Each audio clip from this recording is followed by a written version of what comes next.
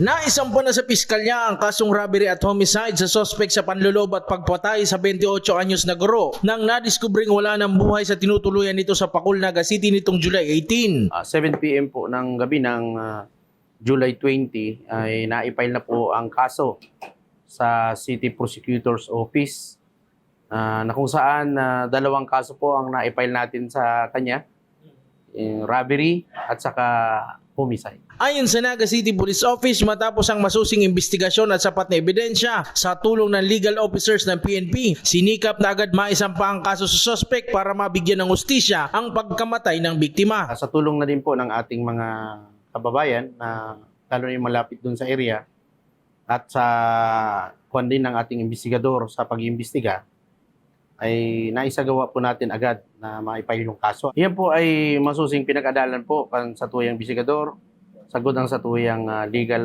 officer.